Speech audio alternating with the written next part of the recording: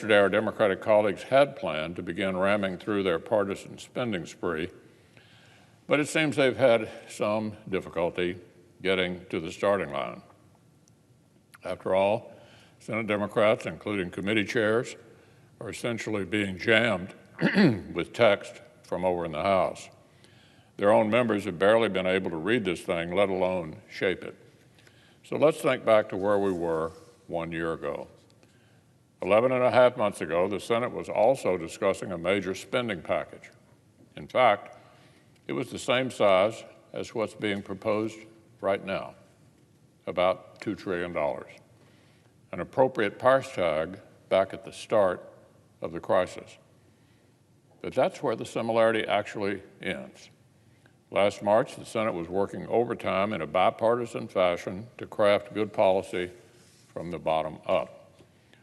I assembled bipartisan task forces. We had Republicans and Democrats and staff working around the clock to build the policies that would save our health system and our economy. The CARES Act sustained us for almost a year of shutdowns. It funded the healthcare fight, saved small businesses, and funded Operation Warp Speed, which helped pave the way for these pioneering vaccines and pre-ordered hundreds of millions of doses for Americans.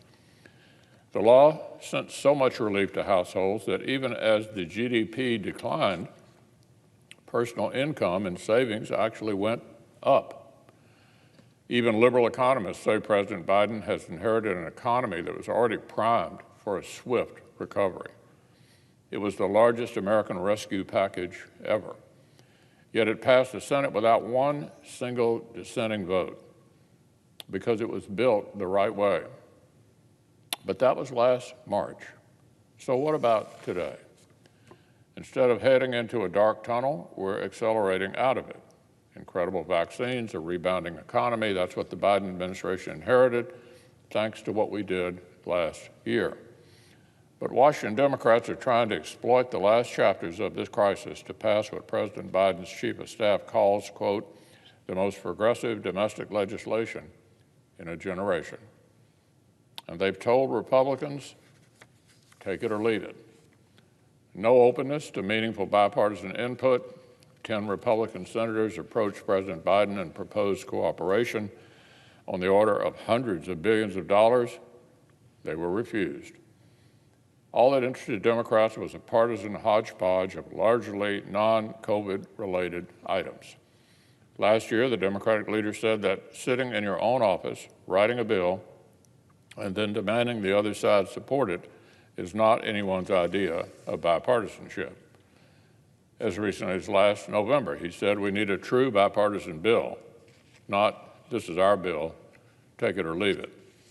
Another time, our friend from New York told everyone to, quote, go look up in the dictionary what bipartisanship is. It's both parties working together, not your party doing a bill and then saying it's bipartisan. So in less than 4 months, we've had two completely different versions of the Democratic leader.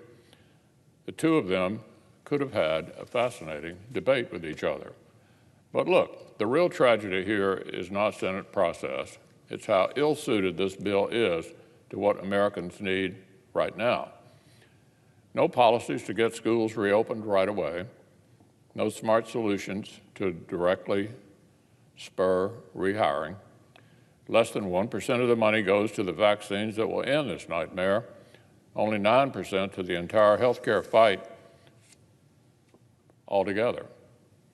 I guess it's become a rite of passage for a new Democratic president to begin with a poorly targeted spending spree that doesn't give Americans what they need.